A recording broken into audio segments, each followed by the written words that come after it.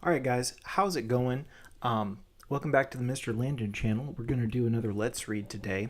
Let me make sure that we are good to go on that front. All right, looks like we're live on YouTube.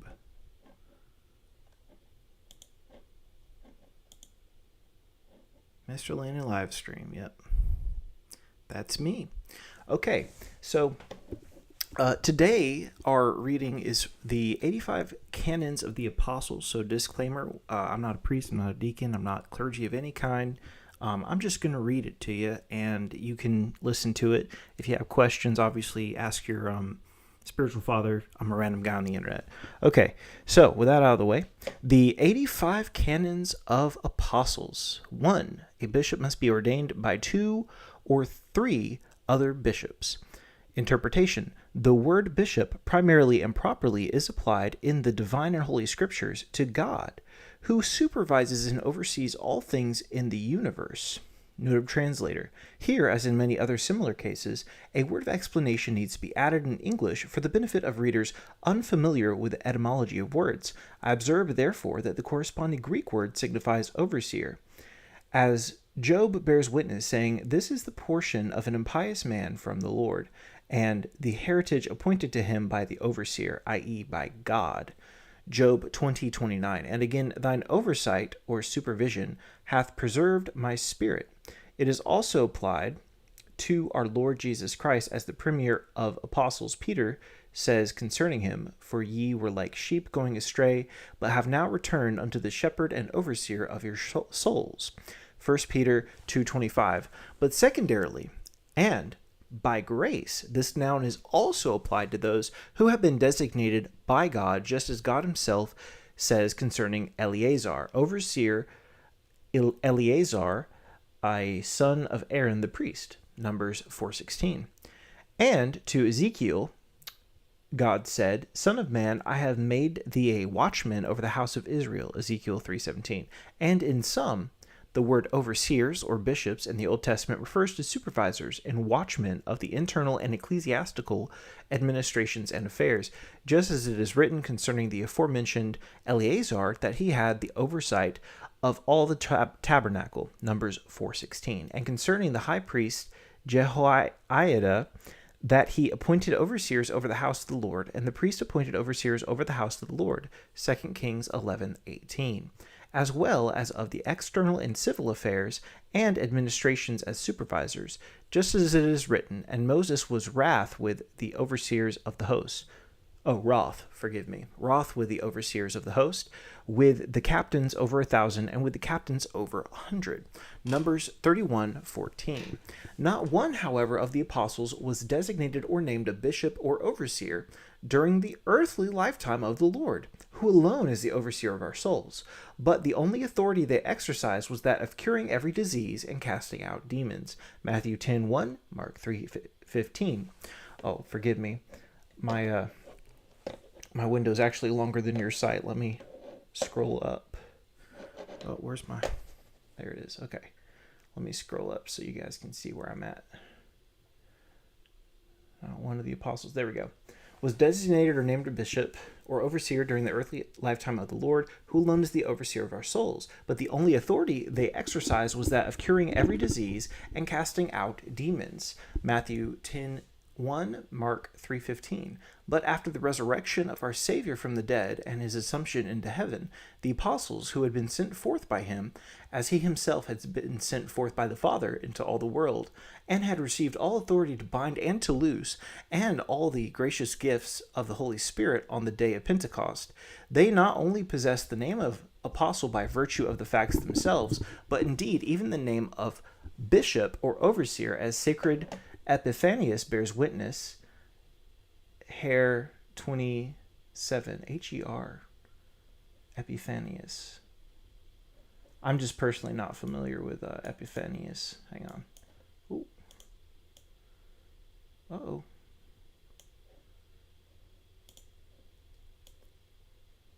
Let's see.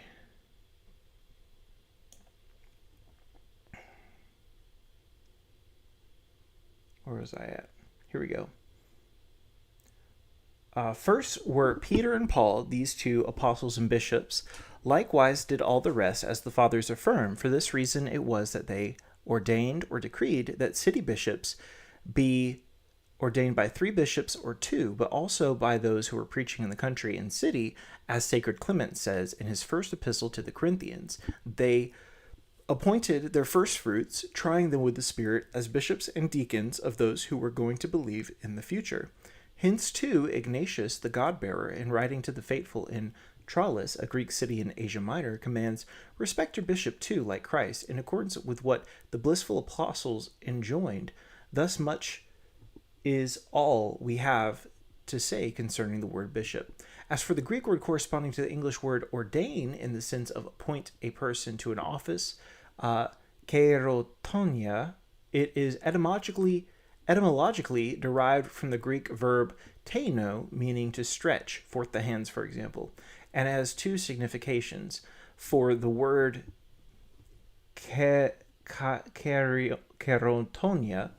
is used to name the simple action of choosing and designating one to hold a dignity of any kind, which was performed by the people by stretching forth their hands, according to that saying, Demosthenes, whomsoever you ordain a general, in his first Philippic, and especially in accordance with the custom in vogue in the church in olden days, when the multitudes would crowd together unhindered and ordain, or more plainly speaking, designate the chief priests or bishops by stretching forth their hands, as Zonaras says. Though afterwards the council held in Laodicea forbade this in its 5th canon, wherein it said that ordainers, or in other words, designations as signified by votes, must not be performed in the presence of listeners. Today, however, the word ordination signifies the sacrament involving prayers and an invocation of the Holy Spirit, in the course of which a bishop lays his hands upon the head of the ordinee. In accordance with the apostolic saying, "Lay not hands upon anyone too quickly," and this fact is familiar to all. So this canon prescribes that every chief priest or prelate, whether he be a metropolitan, that is to say, or an archbishop, or merely a bishop, is to be ordained by 2 bishops or 3. Apparently, the figure of speech is that which is called in English hysteron proteron. Hysteron proteron. That's English? Okay. But in Greek, protisteron, meaning the place of what would naturally come first in a later position, and vice versa. For it would have been simpler and more usual to say, without the figure of speech, a bishop must be ordained by 3 other bishops, or at least 2. Thus the apostolical injunctions, which some have inaccurately translated in English as apostolical constitutions, promulgate the same canon without any figure of speech by saying, "We command that a bishop be ordained by 3 other bishops, or at any rate by at least 2. Concordance. Various other canons are in agreement with this canon in their legislation. For all the bishops of a province, according to Canon 4 of the First Council and Canon 3 of the Seventh Council and Canon 19 of Antioch, or many, according to Canon 13 of Carthage, must meet together and ordain a bishop. But since this is difficult, the required number is reduced to 3 as the minimum, and the rest of them participate in the ordination by means of their letters. In confirming this apostolic canon, the somethingth canon of Carthage, forgive me, I don't know my Roman numerals up to L, says that this ancient form shall be kept in order that no less than 3 bishops may suffice for the ordination of a bishop, including, that is to say, the metropolitan and 2 other bishops. The same thing is said in Canon 1 of the local synod held in Constantinople. And Canon 12 of Laodicea ordains that bishops should be appointed to the ecclesiastical office only with the approval of surrounding bishops. But if by chance only 1 bishop is left in office in any one province, and though invited and asked by the metropolitan, he refuses to go or act by letters to ordain a candidate for the prelacy, then the metropolitan must designate and ordain him by means of bishops drawn from the neighboring foreign, i.e. outside province, according to Canon 6 of the Sardican. The Apostolical Injunctions, Book 8, chapter 27, on the other hand, command that anyone ordained by a single bishop be deposed from office along with the one who ordained him, except only in the case of persecution or some other impediment, by reason whereof a number of bishops cannot get together, and he has to be ordained by one alone, just as was Cedarius ordained bishop of Palalbisca, according to Synesius, not by three, but by one bishop, Philo, because of the scarcity of bishops in those times. That's interesting. So I guess it's saying, based on the concordance and the interpretation, what I'm seeing here, the normal way of doing it, if you can, is by 2 or 3 bishops, and having everyone else vote by letter. And then if you really just can't get that many bishops because of persecution and stuff, one bishop will suffice, and you could do like neighboring foreign bishops. They can come in. If I'm understanding that right, I could be wrong. Well, let me see here. Let's move on to number 2 here. All right. A presbyter must be ordained by a single bishop, and so must a deacon and other clergymen. That's interesting. So the interpretation, this canon prescribes that presbyter and deacon and all other clergymen, subdeacons, that is to say, readers and cantors, etc., shall be ordained by a single bishop.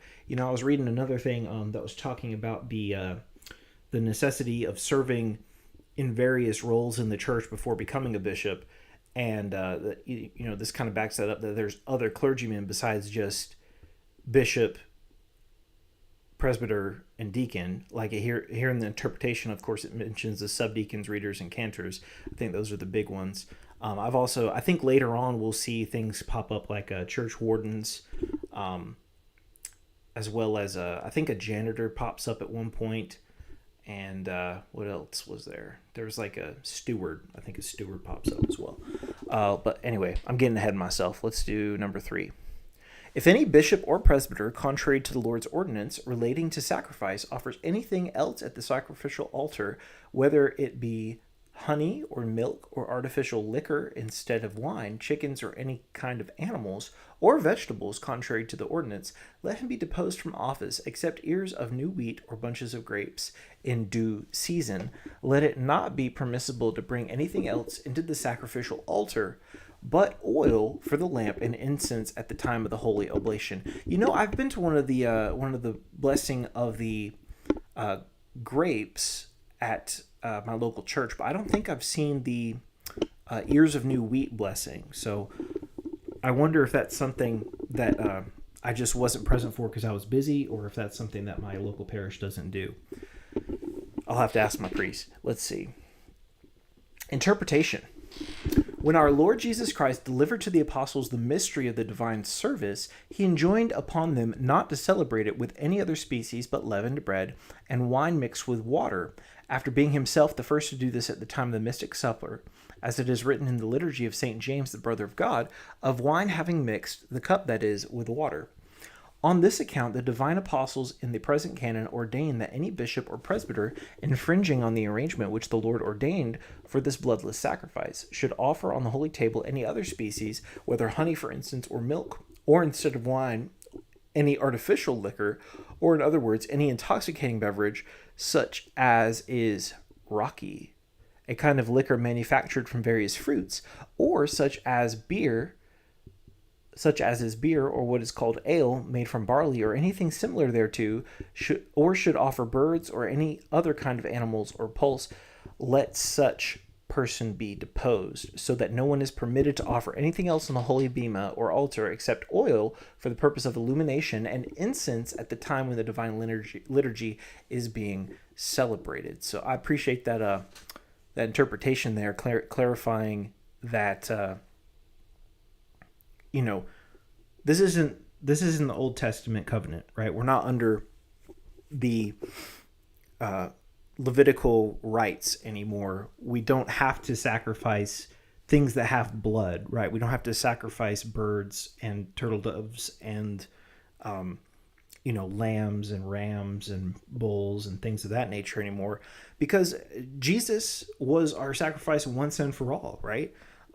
So certainly we shouldn't go back to our old master when we're under the new covenant, We've been married to this new groom, this new bridegroom, and we shouldn't go back to our old master in a way, Okay, so let's see. Oh, and then the ale part, yeah, just stick to wine, stick to what they had. Don't try to innovate with different types of alcohol. Okay. Concordance. The next canon 4, in agreement with the present one, ordains that other kinds of fruit should not be offered at the sacrificial altar, but at the bishop's home as first fruits. On the other hand, that canon of Carthage decrees that nothing else shall be offered at the holy mysteries except only leavened bread and wine united with water. Again, canon that of the sixth prescribes that the grapes that are brought to the holy bema must be blessed by the priest with a special prayer and a blessing apart from that of the mysteries, in order that, in taking these from the hands of the priest, we may thank God that he provides for our sustenance through mildness of weather. Priests failing to do this, but instead combining these grapes with the body and blood of the Lord, are subjected to deposition. Canon 32 of the same council reproves the Armenians as offering wine only and not diluted with water. Canon that of the same prohibits offering roast meat at the sacrificial altar. Canon that of the same expressly prohibits the offering of milk and honey at the sacrificial altar, notwithstanding that these things were formerly offered in accordance with said canon that of Carthage for infants. Canon 8 of Theophilus ordains what is to be done with what is left over from the oblations and libations. Interesting. All right, so this is the one the concordance was talking about, as in like the next one. Let all other fruit be sent home to the bishop and presbyters as first fruits, but not to the sacrificial altar. It is understood that the bishop and the presbyters shall distribute a fair share to the deacons and other clergymen. Interpretation. This canon ordains that any other fruit except ears of wheat and grapes and oil and incense shall not be offered at the holy bema, but must be sent to the home of the bishop and of the presbyters, as concerns first fruits, in order that those sending them may offer due thanks to God by them, that he gave them such goods graciously. It is plain that the bishop and the presbyters will not wish to enjoy them by themselves, but will take care to distribute a goodly share of them also to the deacons and other clergymen, in order that they may have a portion too. See the interpretation of Apostolic Canon 3, which we had just read.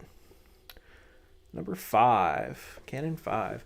No bishop, presbyter, or deacon shall put away his own wife under the pretext of reverence. If, however, he put her away, let him be excommunicated, and if he persist in doing so, let him be deposed from office. That one seems kind of self-explanatory, but we'll do the interpretation anyway. The old law permitted married men to divorce their wives whenever they wanted and without any reasonable occasion. The Lord, however, sternly forbade this in the gospel. Hence it is that the apostles too, following the Lord's injunction, prohibit this in the present canon, and say that a bishop or a presbyter or a deacon may not put away, i.e. forcibly divorce, his wife without her consent, that is to say, under pretext or pretense of reverence. But if he should nevertheless divorce her, that he is to be excommunicated until such time as he can be persuaded to take her back into his home. But if he persist in his obstinacy and will not receive her, he is to be deposed from office altogether, since it is apparent from this which he does that he dishonors marriage, which according to the apostle is honorable, Hebrews 13:4, and that he thinks bed and intercourse to be impure, which however is called undefiled by the same undefiled by the same apostle. I need not state that adultery will operate as cause for divorce in this case, as the Lord said, whosoever shall put away a wife, save for the cause of fornication, causeth her to commit adultery. The apostle too has said,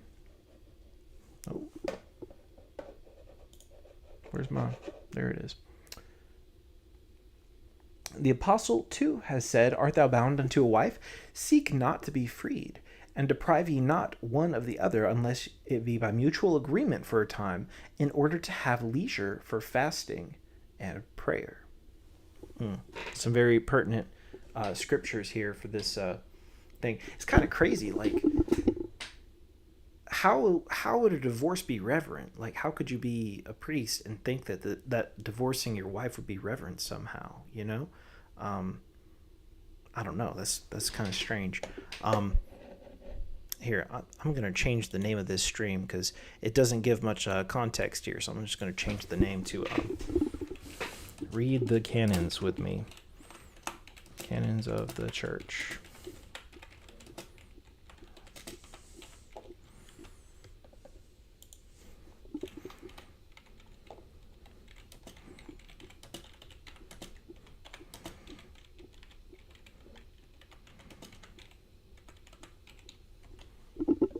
All right.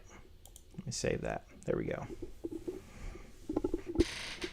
It's lowercase, but whatever. All right.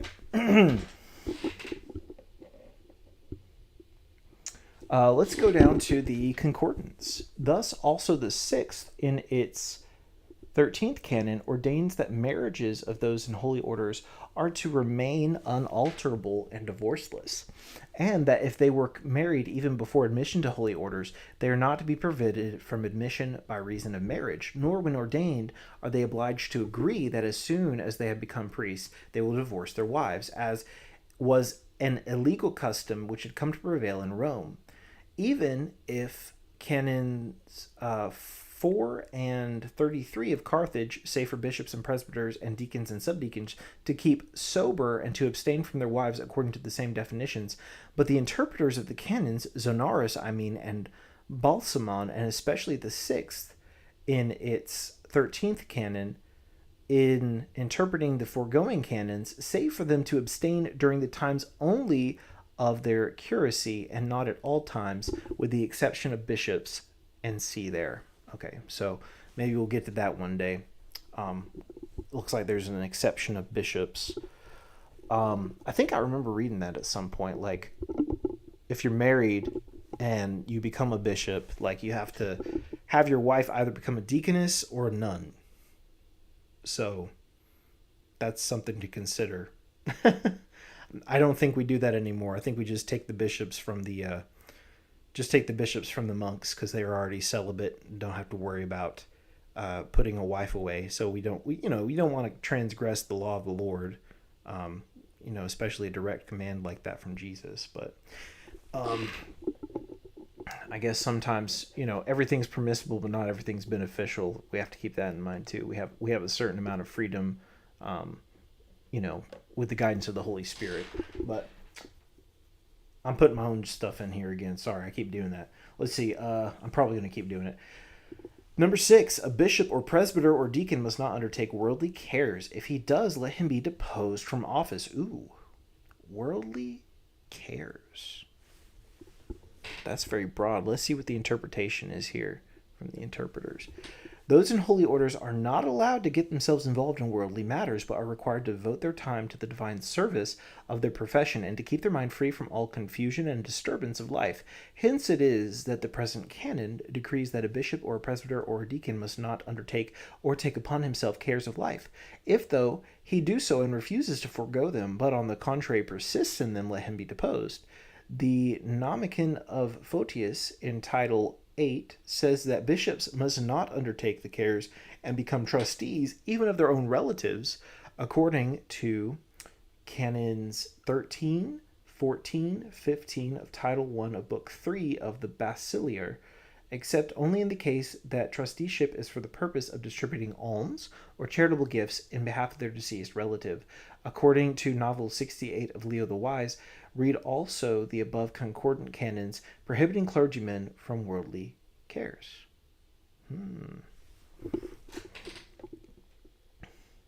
Yeah, you gotta take your office seriously. I'm definitely getting the vibe that, like, Orthodox clergymen, they gotta take their job seriously. Like, this isn't just a job, this is a vocation. Like, you gotta buckle down and focus. You gotta lock in. Number 7, if any bishop or presbyter or deacon celebrate the holy day of Easter before the vernal equinox with the Jews, let him be deposed. Oh. Celebrating the holy day of Easter before the vernal equinox with the Jews, let him be deposed. Wow. I think sometimes, if I'm not mistaken, the Catholics end up having their Easter like before Passover of the Jews, or like on the same day as the Jews. Um, like I know this year they had it on like the 5th, and I think the Jewish Passover was like the 6th. But anyway, I'm getting beside myself again. Let's see. The sun passes through two equinoxes during the year, one in the springtime and the other in the season of autumn. They are called equinoxes because the day is then equal to the night, and conversely, the night is equal to the day. The autumnal equinox occurs during September when the sun is entering the first division of the zodiac called Libra, i.e., the balance. Not of the starry and sensible one, but of the starless and supersensible one. The vernal or spring equinox, on the other hand, occurs in the month of March, when the sun is entering the first sign of the zodiac called Aries, i.e., the ram, not of the sensible and starry one, which is really variable, but of the supersensible and starless one, which is really invariable, according to astronomers. Well, this vernal equinox, because of an irregularity of the sun's course and its motion from west to east, does not occur always on one and the same day, but in the time of the Holy Apostles, it was on the 22nd day of the month of Dristus, or March. Dristus. I did not know that was a term for March. I'm learning new stuff. According to the injunction of the same apostles, Book 5, Chapter 17, or according to others, on the 23rd, whereas at the time of the First Ecumenical Council, it was on the 21st day of March, according to Sebastius and others. And now in our time, it occurs on the 11th, or even the 10th nearly, of March. For according to the older astronomers, Ptolemy and others, the equinox descends a full day of 24 hours in the course of a little over 300 years, but according to modern astronomers, it descends the space of a day and night in 134 years, as appears on page 540 of the Tome of Love. Interesting. These facts have already become known. The present apostolic canon ordains that any bishop or presbyter or deacon celebrates Holy Easter before the equinox of spring, with the legal Passover of the Jews, is to be deposed from office. For even among the Jews, the wisest and most learned ones observe the celebration of Passover at the time of the equinox, according to Blastaris, just as Moses had enjoined it. But the less refined ones celebrated it before the equinox in accordance with the present canon, and consequently they celebrated Passover twice in the same year, as is made plainly evident in the letter of Emperor Constantine concerning Easter.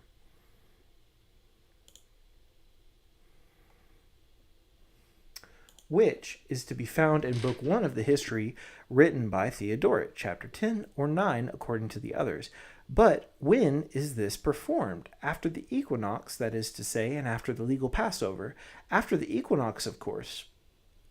Because it is being a measure dividing the whole year into two halves, in case we celebrate Easter before the equinox, will make us observe Easter twice in the same year. And in that event, we should consequently be marking the death of the Son of God twice. But if we celebrate it after the equinox, we observe but one Easter and consequently denounce but one death of Christ. That is why the apostles themselves in their injunctions say the following: Brethren, you must fix the days of Easter accurately, with all diligence after the turn of the equinox, and not commemorate one suffering twice a year, but once a year, him who died but once. Again, after the Passover of the Jews, for one thing, in order to have the type, or more plainly speaking, the slaughter of the lamb precede and have what is typified, or more plainly speaking, the death and resurrection of the Lord afterwards follow.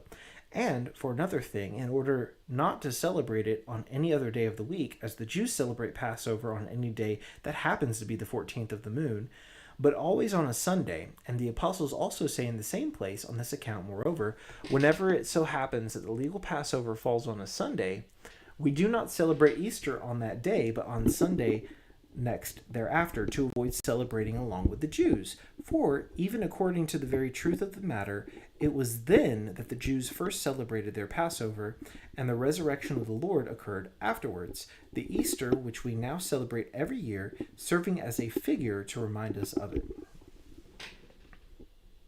Concordance.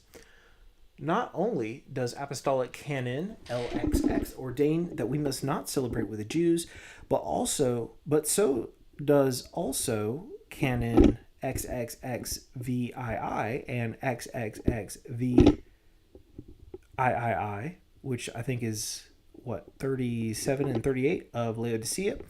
But neither must we even pray together with them, according to apostolic canon LXV, nor take oil to their synagogues. According to apostolic canon LXXI, canon 1 of Antioch, in fact, deposes those holy orders who failed to keep the definition of the first council concerning Easter, but celebrate it with the Jews. Canons LXXXI and CXVII of Carthage ordain with reference to the date of Easter when it is to be found and where it is to be written and to be announced to others. Canon 11 of the 6th even goes so far as to prohibit a Christian from calling the Jews for medical treatment or bathing with them. So no Jewish doctors and no Jewish bathhouses. Interesting. Okay. Number 7. If any bishop or presbyter or deacon or anyone else in the sacerdotal list fail to partake of communion when the oblation has been offered, he must tell the reason. And if it is a good excuse, he shall receive a pardon. But if he refuses to tell it, he shall be excommunicated on the ground that he has become a cause of harm to the laity and has instilled a suspicion as against the offerer of it that the latter has failed to present it in a sound manner. Interesting. So let me see what the interpretation says here.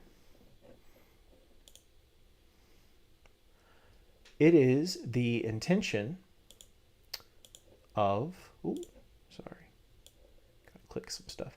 All right. It is the intention of the present canon that all, and especially those in holy orders, should be prepared beforehand and worthy to partake of the divine mysteries when the oblation is offered, or what amounts to the sacred service of the holy body of Christ, in case any one of them fail to partake when present at the divine liturgy or communion. He is required to tell the reason or cause why he did not partake. Then, if it is a just and righteous and reasonable one, he is to receive a pardon or be excused. But if he refuses to tell it, he is to be excommunicated, since he also becomes a cause of harm to the laity by leading the multitude to suspect that the priest who officiated at liturgy was not worthy, and that it was on this account that the person in question refused to communicate from him.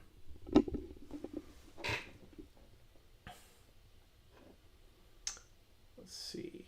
All those faithful who enter and listen to the scriptures, but do not stay for prayer and Holy Communion, must be excommunicated on the ground that they are causing the church a breach of order. Ooh. So if you enter and listen to the scriptures, but do not stay for prayer and Holy Communion, you must be excommunicated on the ground that they are causing the church a breach of order. So you need to just stay in there and take it. Let's see what the interpretation says. Both exegesis of the sacred... Both exegetes of the sacred canons, Zonaras, and Balsamon, in interpreting the present apostolical canon, agree in saying that all Christians who enter the church when divine liturgy is being celebrated, and who listen to the divine scriptures but do not remain to the end nor partake, must be excommunicated as causing a disorder to the church. Thus, Zonaras says verbatim, "The present canon demands that all these who are in the church when the holy sacrifice is being performed shall patiently remain to the end for prayer and Holy Communion. For even the laity then were required to partake continually," Balsamon says. "The ordainment of the present canon is very accurate, for it excommunicates those attending church, but not staying to the end nor partaking." But not staying to the end nor partaking. Let me read that again, because I'm trying to understand here. The present canon demands, this is what Zonaras says, the present canon demands that all those who are in the church when the holy sacrifice is being performed shall patiently remain to the end for prayer and Holy Communion. For even the laity then were required to partake continually. Balsamon says The ordainment of the present canon is very acrid, for it excommunicates those attending church, but not staying to the end nor partaking. Okay. I think reading it a second time helped me grasp it a little better. All right, concordance. Agreeably with the present canon, Canon 2 of Antioch ordains that all those who enter the church during the time of divine liturgy and listen to the scriptures, but turn away and avoid, which is the same as to say on account of pretended reverence and humility they shun, according to interpretation of the best interpreter Zenaris, divine communion in a disorderly manner, are to be excommunicated. The continuity of communion is confirmed also by Canon LXVI of the 6th, which commands Christians throughout Novational Week, i.e. Easter week, to take time off for psalms and hymns, and to indulge in the divine mysteries to their heart's content. But indeed, even from the 3rd canon of St. Timothy, the continuity of communion can be inferred. For if he permits one possessed by demons to partake, not however every day, but only on Sunday, though in other copies it is written on occasions only, it is likely that those not possessed by demons are permitted to communicate even more frequently. Some contend that for this reason it was that same Timothy in Canon 3 ordains that on Saturday and Sunday that a man and his wife should not have mutual intercourse, in order, that is to say, they might partake, since in that period it was only on those days, as we have said, that the divine liturgy was celebrated.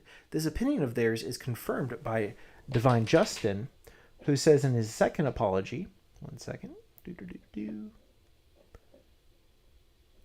says on the second apology, that on the day of the sun, meaning Sunday, all Christians used to assemble in the churches, which on this account were called Kyriaka, i.e. places of the Lord, and partook of the divine mysteries. That, on the other hand, all Christians ought to frequent divine communion is confirmed from the West by divine Ambrose, who says thus, "We see many brethren coming to church negligently, and indeed on Sundays not even being present at the mysteries."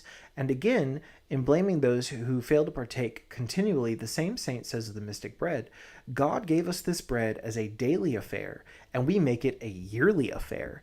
Ooh, that's hard. I know some people think like that, man. That's sad. Make this bread.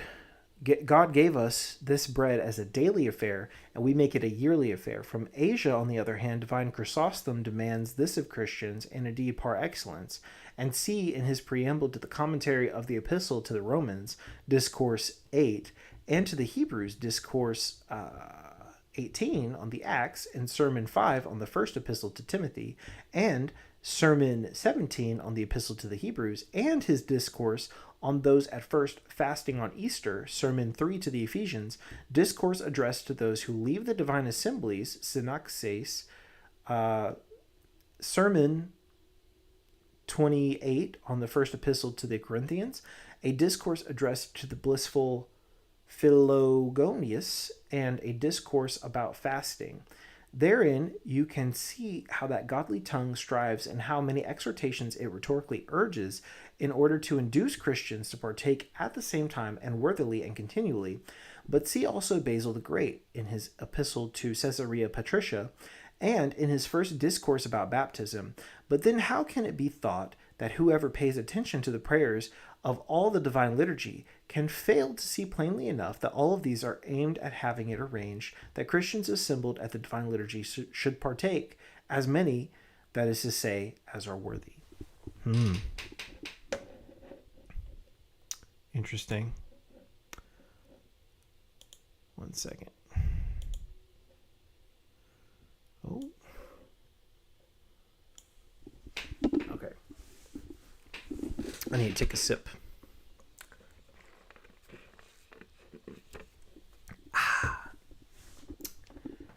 Let's get back to it. So I had just finished, let's see.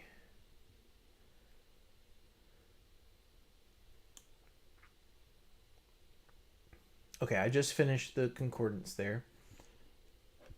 All right, so yeah, it's important. You gotta go receive communion. It's not just a Christmas and Easter thing. It doesn't make it more special if you do it less frequently. it's the body and blood of Jesus Christ. God wants to be in us. God wants to be with us. Christ desires that we be one with him. If we want to have part with him, we have to drink of his blood and eat of his body. I can think of several scriptures that support that. This seems like it's just reaffirming that because they were having issues.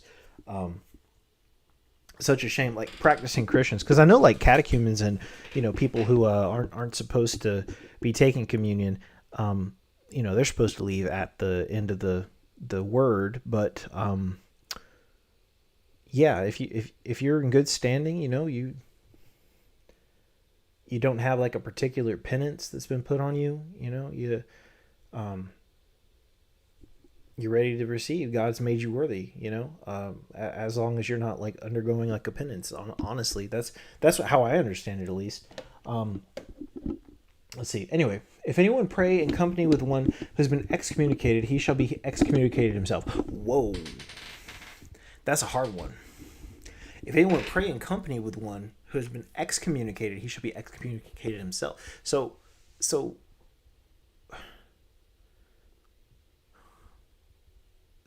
that's a hard one, because maybe it's if you know that they're excommunicated, because let me see what the interpretation says, because that's kind of, how am I supposed to know everybody who's been excommunicated? I'm just a guy, right? Like I can't just pray with people. I don't think that's what they mean, because obviously we got to pray for people, but the noun akoinonetos has three significations. For either it denotes one standing in church and praying in company with the rest of the Christians, but not communing with the divine mysteries, or it denotes one who neither communes nor stands and prays with the faithful in the church, but who has been excommunicated from them and is excluded from church and prayer. Or finally, it may denote that any clergyman who becomes excommunicated from the clergy, as say a bishop from his fellow bishops, or a presbyter from his fellow presbyters, or a deacon from his fellow deacons, and so on. Accordingly, every akoinonetos is the same as saying excommunicated from the faithful who are in the church, and he is at the same time also excommunicated from the mysteries. But not everyone that is excommunicated from the mysteries is also excommunicated from the congregation of the faithful, as are deposed clergymen, and from the penitents who stand together and who neither commune nor stay out of the church like catechumens. Oh, that's interesting. Okay, as we have said, in the present canon, the word akoinonetos is taken in the second sense of the word. That is why it says that whoever prays in company with one who has been excommunicated because of sin from the congregation and prayer of the faithful, even though he should not pray alone with them in the church, but in a house, whether he be in holy orders or a layman, he is to be excommunicated in the same way as he was from the church and prayer with Christians, because that common engagement in prayer, which he performs in conjunction with a person that has been excommunicated, wittingly and knowingly him to be such, is aimed at dishonoring and condemning the excommunicator, and traduces him as having excommunicated him wrongfully and unjustly. Interesting. Yeah, okay. I mean, that's a bit more reasonable. Like it added in the knowingly part and willingly part, and it also kind of explained more so like the different layers, because there's layers to this. Yeah, in terms of the catechumens walk out, the penitents stay, the people who are excommunicated just don't come. If you're fully excommunicated, where you can't even come to the church, you just don't come. If you're excommunicated as a penitent, like to serve your time. Oh, I'm getting a call. Who's this? Let me pause the stream real quick.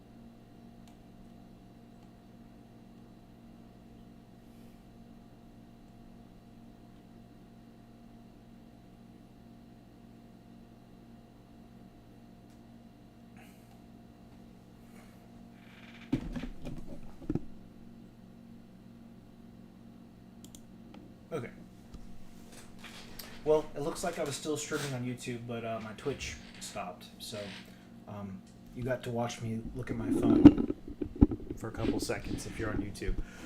Let's see here.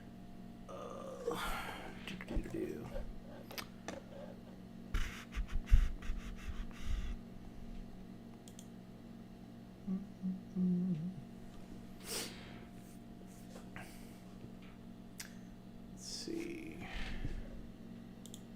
Sorry, that threw me off a bit.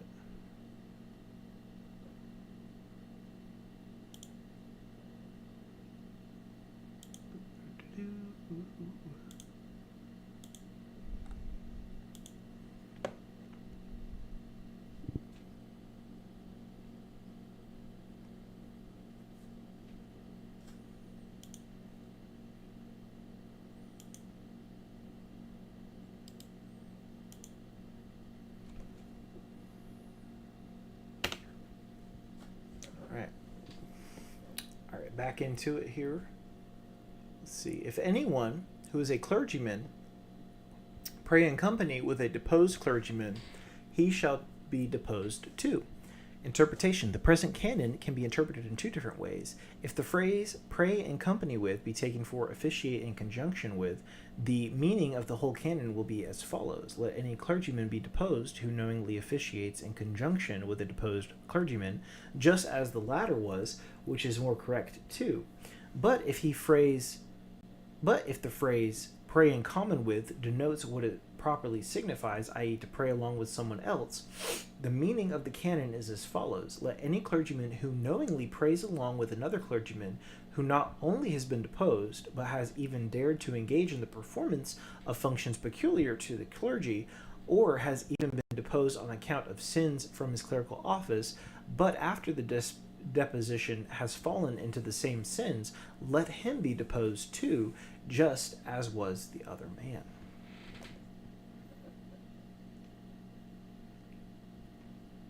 If any clergyman or layman who has been excommunicated or who has not been admitted to penance shall go away and be received in another city without commendary letters, both the receiver and the one received shall be excommunicated. Ooh. So if you've been excommunicated and you try to get around it by going to someone who doesn't know, then that's trouble. That's trouble for the person who is also communing you, because as a priest or a bishop, you have to be careful and you have to know which people are excommunicated within your own congregation. And so if a stranger comes in, really you need to have, like it says, the commendary letters to let the other priests know, like, hey, this is my guy. I know he's good to commune, so that the other priest doesn't get excommunicated himself. Like I would be very cautious if I were in that position. At least if your bishop is enforcing this, which I guess sometimes it's probably hard to enforce if you have people visiting, especially if you have a big parish and you don't know everybody. I don't know. That's a tough one. But here, let me see what it says in the interpretation. One excommunicated is not the same as one who has not been admitted, for the one who has been excommunicated is excluded from the church and the prayer of the faithful. The one who, on the other hand, has not been admitted cannot, for many reasons, be admitted by the prelate. So the present canon, though having in mind both of the two, mentions here only the one who has not been admitted. Wherefore, it may be said that the phrase "or who" is not explanatory of the one excommunicated, but is disjunctive particle combined with "who," and used to distinguish the one excommunicated from the one who has not been admitted. Hence, it may be said that it prescribes the following rule. In case a clergyman or layman fail to be admitted by his prelate or bishop, the layman perhaps because he has been accused by him of some fault, the clergyman because he is seeking to be ordained, and after examining his qualifications has found some flaws on account of which he has not accepted him for ordination, and afterwards goes to another province, and he should be admitted by the bishop there, without his having letters from his own bishop, commendatory of his faith, and of his life, and of his ordination, and especially of his reputation, which has been impeached. Let both the prelate who admitted him thus, and he who has been in this manner by him be excommunicated, the former because he accepted him without letters, the latter because he failed to get a letter of commendatory of his reputation, or because by lying he succeeded in deceiving the bishop into admitting him. Oh, okay. See, this is why we have interpretations, because I definitely took that the wrong way. But it says layman, though. Maybe he's just explaining the part about the clergyman.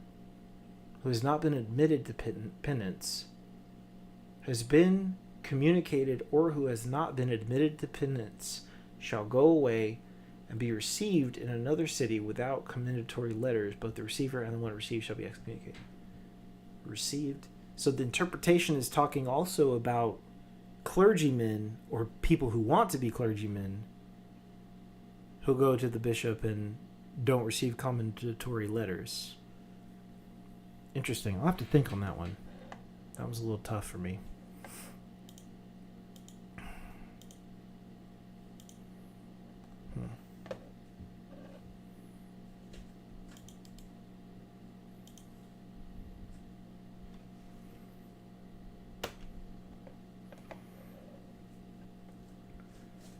Let's see. Number 12. No, number 13. If he has been excommunicated, let his excommunication be augmented on the ground that he has lied and that he has deceived the church of God. Let it be augmented, which I think means increased, right? Augmented, like you add to it. Yeah. The present canon is related to canon 12, both as respects meaning and as respects syntax and phraseology. For canon 12, as we have explained, spoke of an unadmitted clergyman and layman, while this canon speaks of an excommunicated clergyman and layman by saying, if any clergyman or layman has been excommunicated by his bishop and is going to another region, and he conceals and fails to acknowledge the fact that he has been excommunicated, and as a result of such concealment should be admitted by the bishop of that region who did not know about the excommunication, in such cases the excommunication is to be augmented further because of the fact that he told a lie and deceived the bishop of that region. Deception. Disgrace. A bishop shall not abandon his own parish and go outside of it to interlope to another one, even though urged by a number of persons to go there, unless there be a good reason for doing so, on the ground that he can be of greater help to the inhabitants there by reason of his piety. And even then he must not do so of his own accord, but in obedience to the judgment of many bishops and at their urgent request. Interloping and intrusion from one province to another is a different matter from transfer and emigration. Thus, interloping is when a bishop, actuated by greed and his own preferences, leaves his own province, or not having a province of his own is without a cure, and grabs another illogically. Such interloping is condemned and is penalized with canonical penances. According to canons 1 or 2 of the Sardican, transfer, on the other hand, is when, as a result of great need and for the sake of bolstering up piety at the request of many bishops, a prelate goes from one province to another for greater spiritual benefit to the inhabitants of the latter, and even then perhaps only for a season and not for the rest of his life. This change is one permitted in certain cases of accommodation. Hence, it may be said that the present canon 2 ordains that it is not allowable for a bishop to leave his own province greedily and of his own accord, without any reasonable cause, and to interlope into another, even though he be urged to do so by others.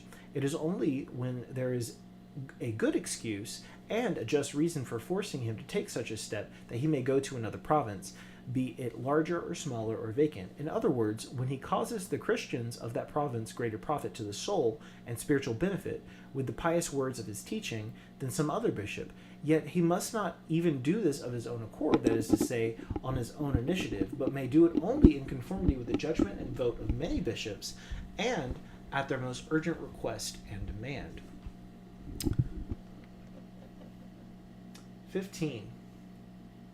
If any presbyter or deacon or anyone at all in the sacerdotal list, abandoning his own province, departs to another, and after deserting it entirely, sojourns in another, contrary to the opinion of his bishop, we bid him to officiate no longer, especially if his bishop summons him to return, and he has not obeyed and persists in his disorderliness. He may, however, commune there as a layman.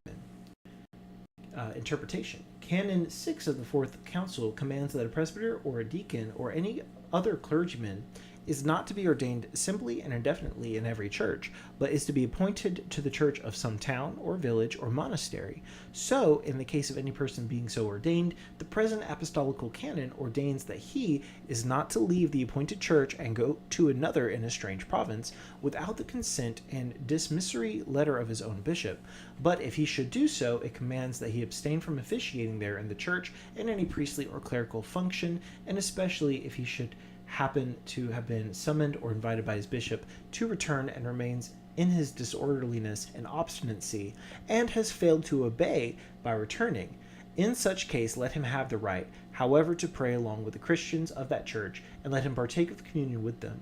Read also the canons referred to in the margin.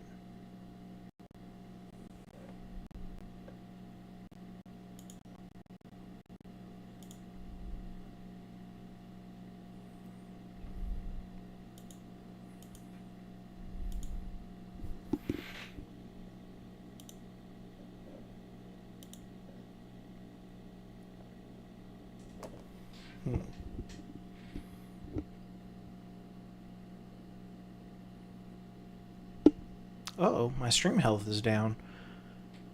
YouTube's not receiving enough video to maintain smooth streaming. As such, viewers will experience what? Oh, it went down. Sorry, guys. I guess I was having a little glitch there. I don't know what's going on. Am I back? Is anyone here? Viewers probably left if there were some. Oh, there was somebody here a few minutes ago, and they left. Okay. Well, let's see. In case anyone's watching this recording here, thanks for sticking with it for 50-something minutes, 56 minutes. Let's see. If, on the other hand, the bishop with whom they are associating admits them as clergymen in defiance of the deprivation prescribed against them, he shall be excommunicated as a teacher of disorder. Interpretation. Only the bishop of Carthage has a right to take clergymen from wherever he chooses. Oh. What?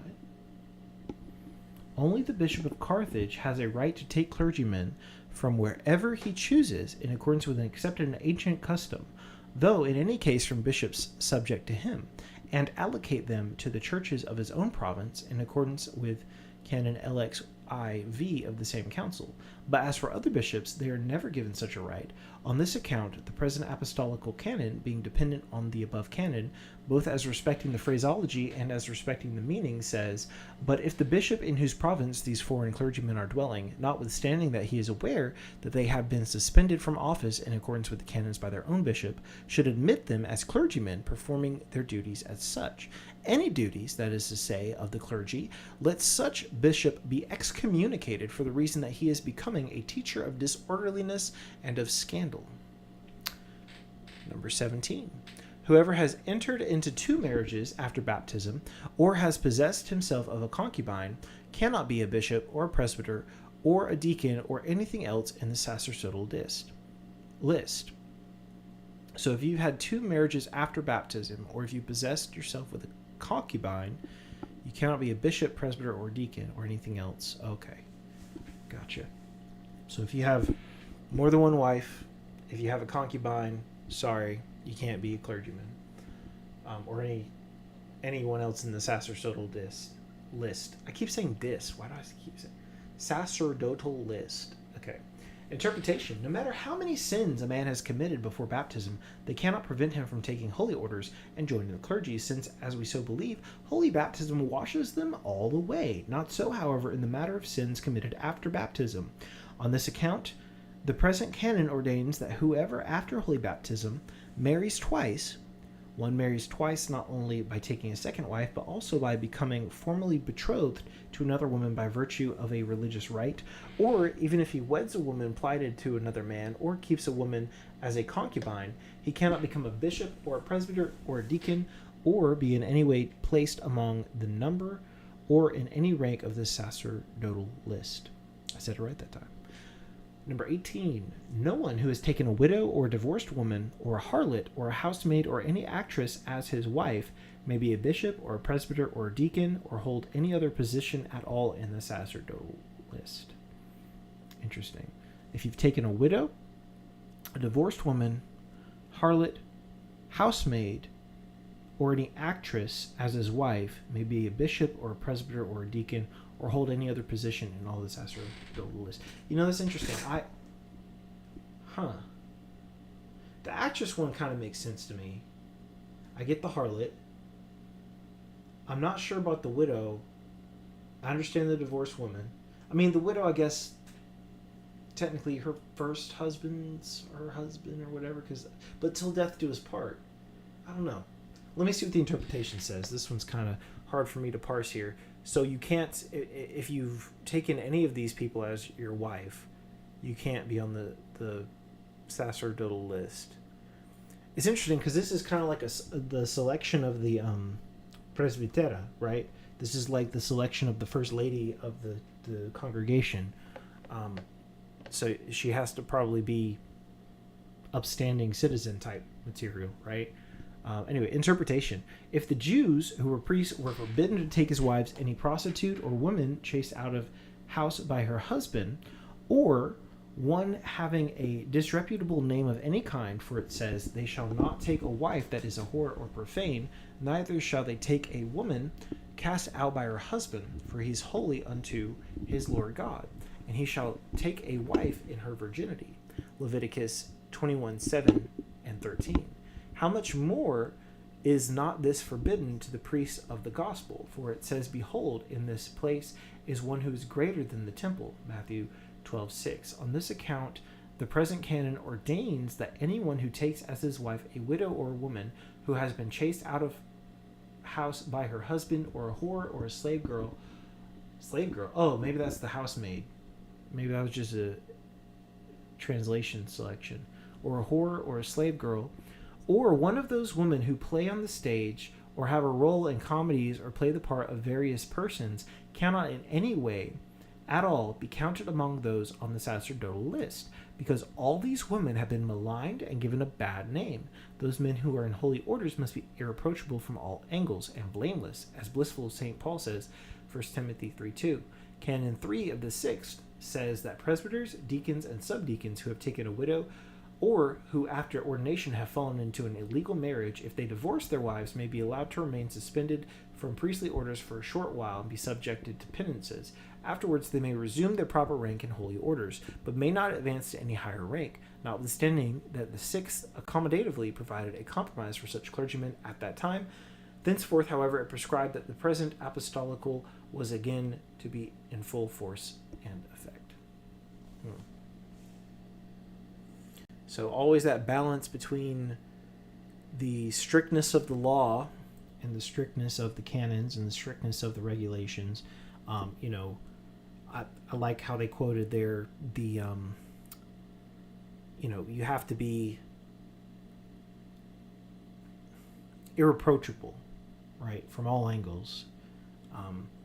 If you can't have the name of the Lord be maligned for any reason. And it's a tough thing to consider, but that's what they said. But it sounds like they did have some levity at some point with such things. So I think probably your bishops could do that again if necessary. All right, let's see. Especially if you're ignorant of the canons, but you're not now, are you? You know about it. You can't do that. Let's see. Ask your priest. Whoever marries two sisters or a niece may not be a clergyman.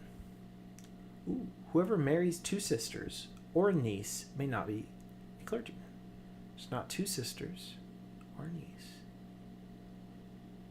Among marriages, some are called illicit, which are those contracted with relatives or heretics, and others are called illegal, such as those of one who takes as his wife a woman of whom his father has acted as guardians since she was an infant, and other damnable marriages, such as those in which one takes as his wife a woman who has been consecrated to God or a nun. In a common appellation, all these marriages may be called unlawful, as the Sixth, in its third canon, terms unlawful all marriages commonly that are embraced in apostolic canons 17 and 18. But the present canon deals only with illicit marriages by prescribing, whoever takes to wife two sisters or takes an older niece of his as his wife cannot become a clergyman, because any illicit marriage, whether by reason of blood or marriage ties, not only prevents one from becoming clergyman, but also subjects him to penances. For St. Basil the Great, in mentioning those taking two sisters in his canons, rules that they shall abstain from the mysteries for 7 years. Ooh, that's a long time. According to his canon, while Canon 2 of Neo-Caesarea ordains that any woman shall be expelled from metalepsis, or participation in the Lord's Supper. For life, metalepsis, that's an interesting word. Lord's Supper. For life, who has married two brothers. Ooh, not for life.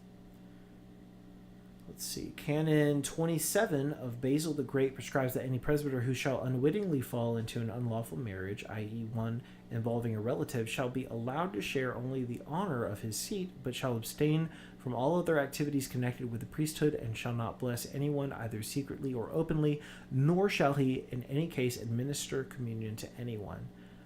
This same canon of St. Basil was repeated verbatim by the Sixth Ecumenical Council in its canon 26, adding thereto that the unlawful marriage is to be dissolved first, and thus shall he have a right to enjoy the honor of his seat. Canon 5 of Theophilus says that anyone who takes his niece before his baptism and is ordained a deacon after his baptism is not to be deposed if she has died or he has left her before cohabitating with her carnally. The civil law contained in Book 6, Title 37, commands that all unlawful marriages be dissolved and punished. As for those who are cohabitating with two sisters or with their niece, as the apostolical canon enjoins, it commands that their nose be cut off, and they themselves shall be soundly cudgeled, as well as the women who ruin themselves along with them. If, on the other hand, such persons refuse to be separated, they must be parted with the might of the law against their will, cutting off their nose. What? I never heard that one before. Where was this at? The civil law. Oh, this is a civil law. Okay. Yeah, civil laws are their own ballpark, their own game. Number 20. Any clergyman that gives surety shall be deposed from office. The phrase give surety has two significations. For either one gives himself as surety for another, or he gives another surety for himself. The present canon, being taken as referring to the first signification, that of giving surety for another, says, if any clergyman should give himself as surety for another man, let him be deposed from office. For in such a case, the surety for the most part is engaged in human affairs, i.e., in such matters as those of custom houses, banks, commercial businesses, and, in brief, transactions of trade, from which survivant and worldly affairs clergymen must be free. And moreover, such cases of surety result in many other temptations too, into which they ought not to fling themselves voluntarily. For says the proverb writer, if thou stand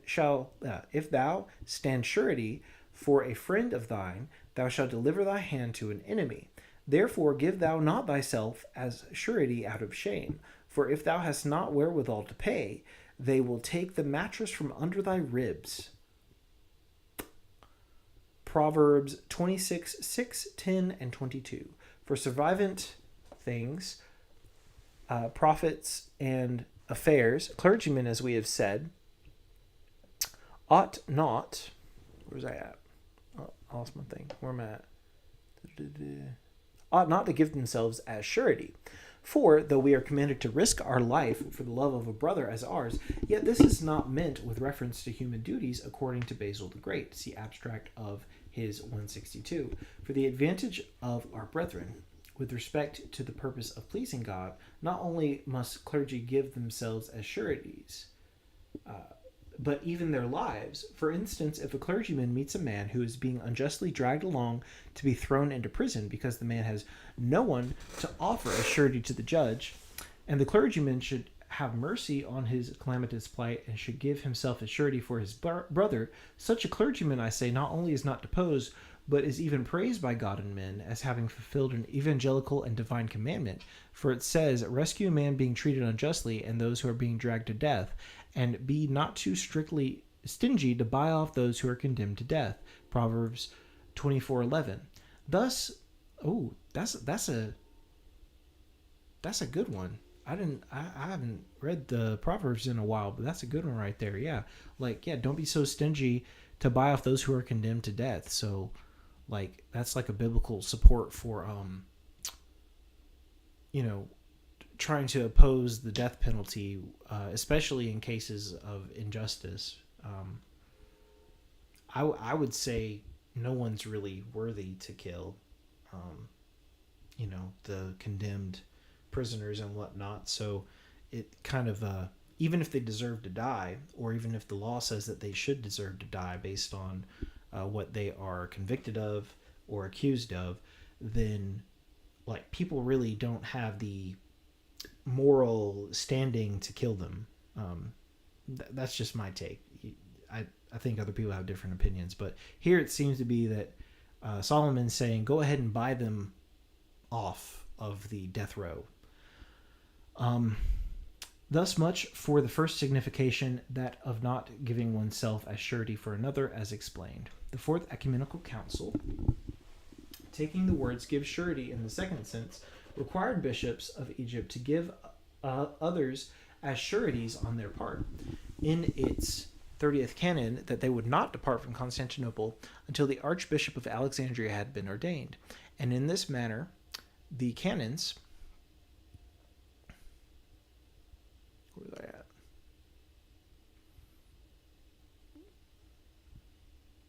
The canons are found to be consonant with each other. The apostolical canon, that is, and of the fourth council, and they are seen not to conflict with each other, since the apostolical canon took the phrase give surety in a different sense than that in which it was taken by the canon of the fourth council.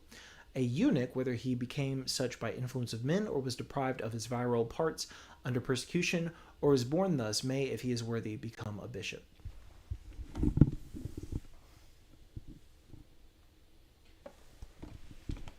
Interpretation. I think I'm going to finish this interpretation and then cut the stream. Maybe we'll do another one where we'll pick back up on the 22nd. Interpretation. Eunuchs as a genus are divided into three species, namely spadones, geldings, and castrates. Spadones are those who were born without testicles and virile members from the womb of their mother, concerning whom the Lord said, there are some eunuchs who were born thus from their mother's womb. Matthew 19:12. An example was Dorotheus, a presbyter in the church of Antioch, as Eusebius bears witness in his Ecclesiastical History, Book 7, Chapter 32.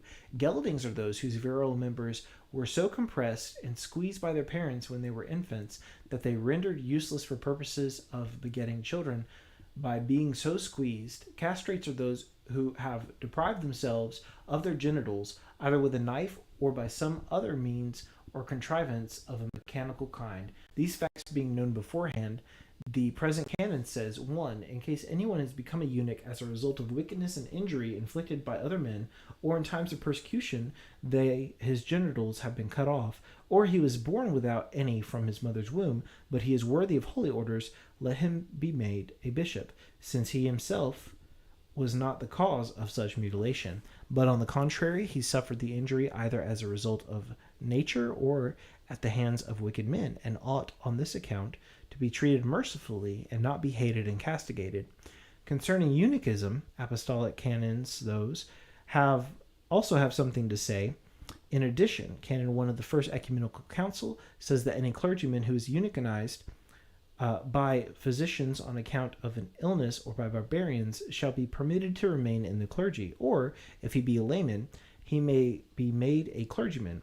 But as for anyone in good health who has eunuchanized himself, if he be a clergyman, let him cease performing the functions of priesthood, or if he be a layman, let him not be made a clergyman. Again, Canon 8 of the First and Second, citing the same canon of the First, says, any clergyman who eunuchanizes another or himself with his own hand or another's, let him be deposed from office. As for any layman who does this, let him be excommunicated. But if priests or laymen eunuchanize those who are afflicted with a disease, of a venereal nature, they are not to be blamed. Wait. Why does it skip from 21 to 34? Am I missing something here? Ooh. What am I missing? Why does it say 34 there?